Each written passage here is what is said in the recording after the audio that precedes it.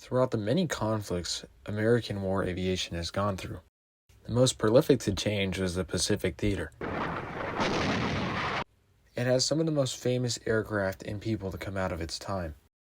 Think about Richard Dick Bong, America's ace of aces, with 40 confirmed kills, or John Basilone, who received the Medal of Honor and the Navy Cross, the only enlisted Marine to get both. But we're not here for that. We're here for Grumman, a company who made some of the best naval aircraft that have long-lasting legacies.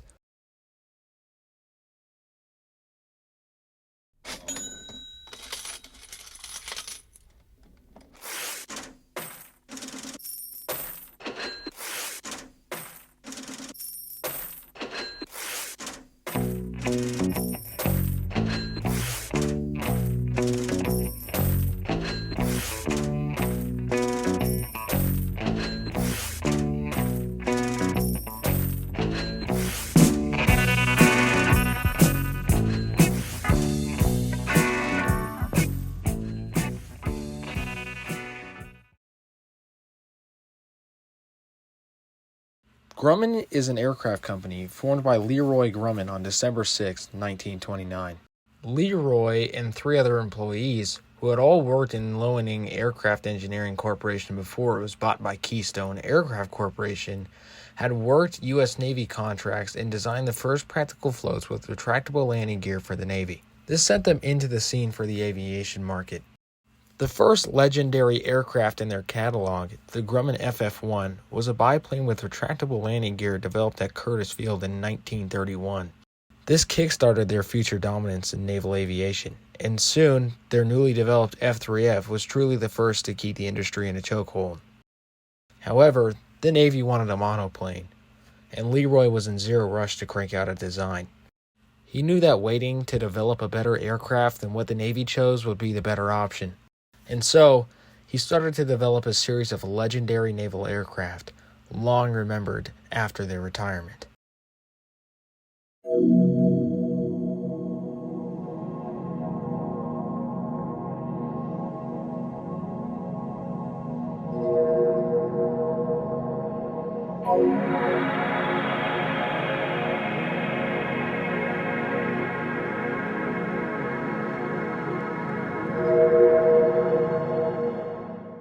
The first true Grumman fighter in their future Cat series was the F-4F Wildcat. This tradition followed true fighter-intended aircraft Grumman designed and produced for the United States Navy. It was a carrier-based fighter with 4 Browning machine guns. It stood as an impressive fighter to come out of Grumman's hangar doors, with easily one of the best kill-to-loss ratios for an early war fighter. It's an astounding ratio of 6.9 to 1 in total of the war.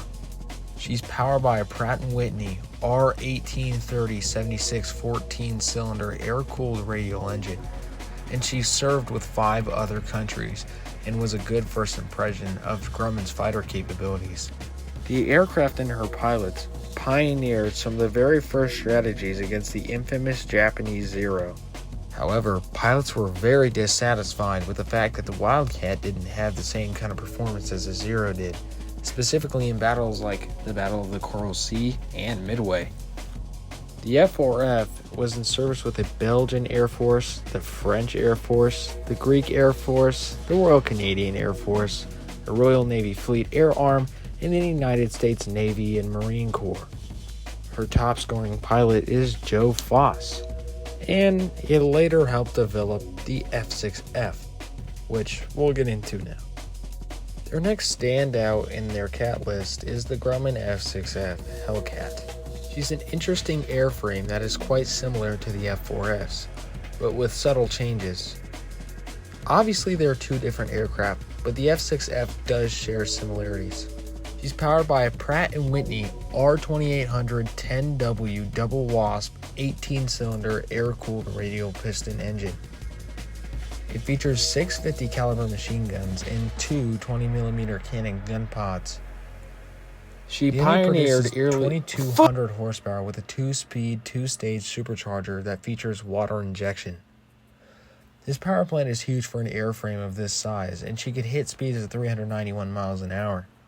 It stood alone as a very powerful fighter, as it accounted for 56% of all air victories for the United States and featured a ratio of sometimes exaggerated 19-1. She stood alone as one of the earliest rivals to the Japanese Zero and proved herself to be quite the workhorse for scoring air victories. In my opinion, her best pilot was Hamilton McWhorter III. He is a Hellcat pilot, shot down 12 confirmed Japanese aircraft, and became the first Navy carrier pilot to achieve double ace. She served with 2 countries outside of the United States, France and the United Kingdom. The F-6F was Grumman's best out of their prop series, as it saw the most combat time and truly showed the power of Grumman engineering. It also had a staggering amount of kills, and flew a lot of sorties. This one is probably the one you hear talked about the most, but the next one we're going to cover is probably my personal favorite. Grumman developed an aircraft between their F-6F and their F-8F, the F-7F Tiger Cat. This one has a special place in my heart because I saw 2 production sisters at the Colorado Springs Air Show last year. The F-7F was a twin-engine fighter delivered just too late to see combat in the Second World War, but operated lots during the Korean War. She's powered by 2 Pratt & Whitney R2800 34W Wasp 18-cylinder air-cooled radial piston engines. Both engines produced 2100 horsepower each, which is kind of insane, for a max speed of 460 miles an hour. She came with 4 Browning machine guns and 4 Browning 20mm cannons. Although she came in too late during the war to face anything special, she did have crucial roles in aerial photography and reconnaissance in the later stages of the Pacific Theater. She shined in reconnaissance. A specific moment where she was used critically for reconnaissance is when an F-7F photographed potential invasion beaches for Operation Downfall in southern Kyushu. The one and only time she was ever used in combat is when 2 F-7Fs shot down 2 Polikarpov PO-2 biplanes, which was the only ever use of the aircraft combat-wise. Lots of F-7Fs were modified to control drones for combat training though, and these gained bubble canopies over the rear cockpit for the drone controller.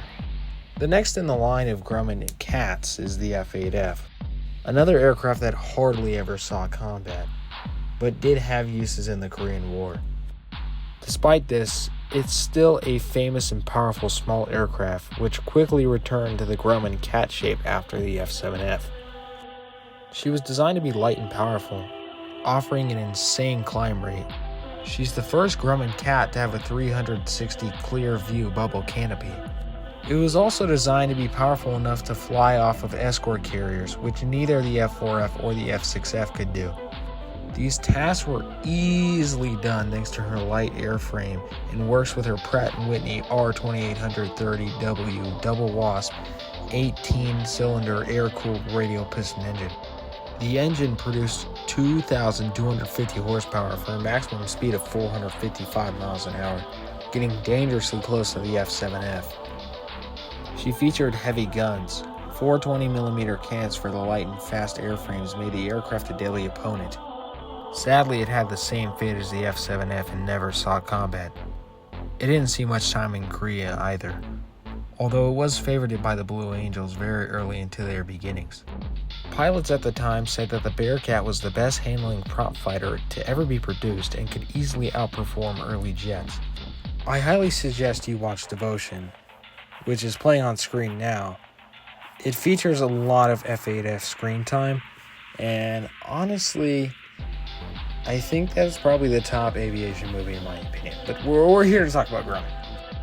Okay, pause the music. Hey guys, it's me, Careful Rider. You know, your lovely favorite.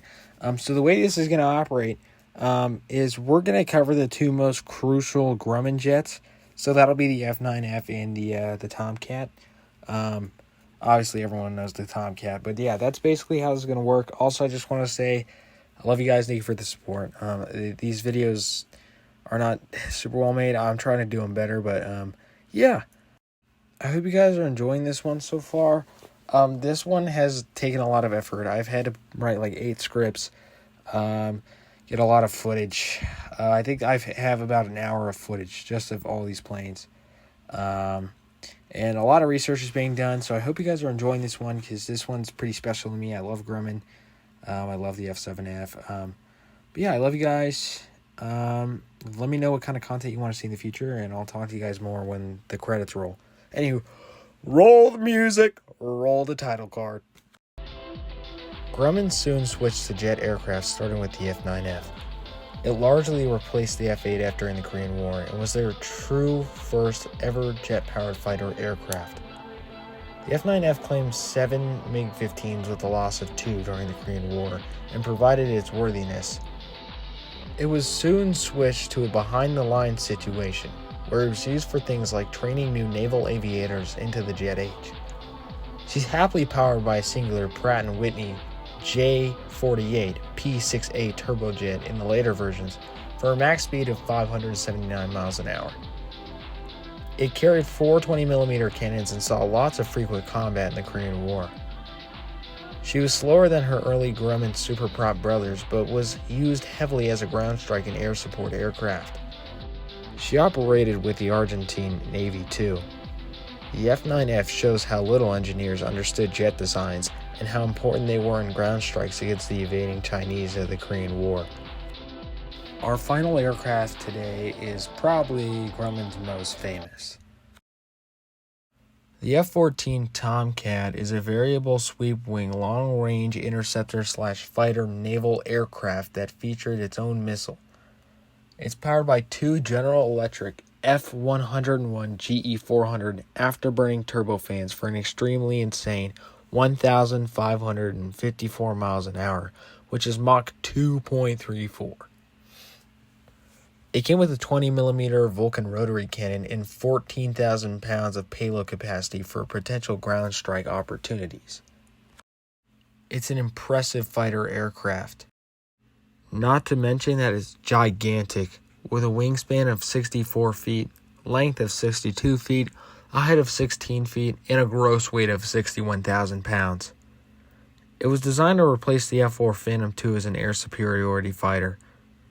She still remains in service with the Iranian Air Force, but recently some were destroyed in the raids against Iran in their nuclear program. Heartbreaking stuff. It's a gorgeous plane, and it's very iconic. It has 160 kills, 55 confirmed. A lot of people, including me, believe it was retired too early, seeing that it was a great dogfighter and an even better long-range interceptor. Grumman took pride in her design, and I think it's every person's favorite fighter when they first get into aviation. Hi guys, so that's the video. I really hope you enjoyed.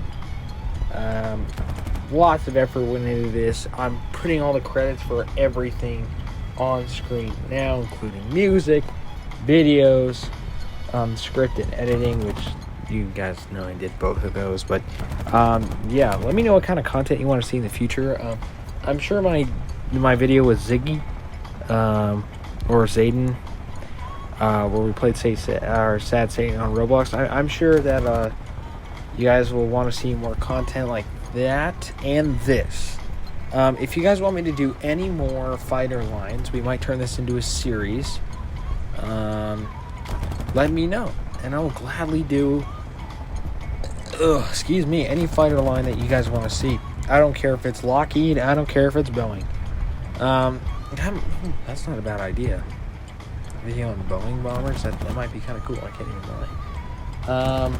But yeah, I love you guys. Thank you so much for the support. I really hope you like this video. I'm yapping so you have something to listen to while the credits go on. Let me know what your favorite plane was in this video down in the comments below. Don't say the Tomcat, that's not fair. And yeah, I really hope you guys enjoyed. And I will see you guys in the next video. Bye bye.